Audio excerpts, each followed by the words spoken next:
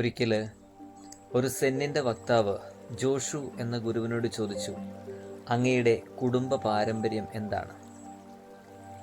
അദ്ദേഹം പറഞ്ഞു, എൻ്റെ ഉള്ളിൽ ഒന്നുമില്ല, ഞാൻ പുറമേ ഒന്ന് അന്വേഷിക്കുന്നുമില്ല എന്ന് പറഞ്ഞു.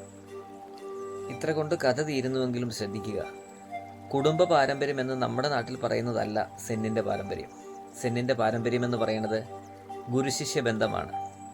ആരാണ് ആ ഗുരുവിൻ്റെ പാരമ്പര്യത്തിൽ നിൽക്കുന്നത്, അയാളുടെ ശിഷ്യൻ ആരാ, അതാണ് ചോദിച്ചത് കുടുംബ പാരമ്പര്യം എന്താണെന്നുള്ളത്. അദ്ദേഹം പറഞ്ഞത്, എൻ്റെ ഉള്ളിൽ ഒന്നുമില്ല. കാരണം ഗുരുക്കന്മാരെല്ലാം അദ്ദേഹത്തെ പഠിപ്പിക്കുവാൻ ശ്രമിച്ചത് പഠിപ്പിച്ചത് ശൂന്യതയാണ്. എൻ്റെ ഉള്ളിലൊന്നുമില്ല എന്ന് പറയുമ്പോൾ ആ ശൂന്യത എനിക്ക് ലഭിച്ചു എന്നാണ് അതിൻ്റെ അർത്ഥം. പിന്നെ ഞാനൊന്നും അന്വേഷിക്കുന്നില്ല എന്ന് പറഞ്ഞു കഴിഞ്ഞാൽ അദ്ദേഹം ഗുരുവായി തീർന്നു എന്നാണ് അതിൻ്റെ അർത്ഥം. അതാണ് അതിൻ്റെ പൊരുൾ.